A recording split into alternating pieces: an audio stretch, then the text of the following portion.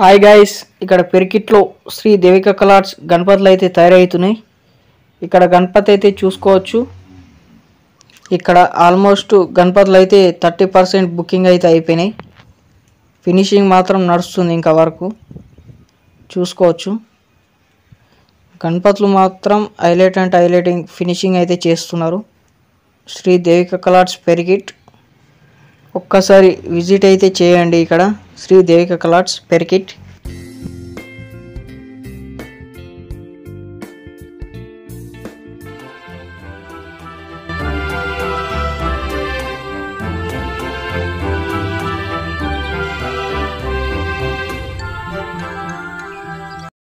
ఇంకా మరెన్నో గణపతులు అయితే చేస్తున్నారు.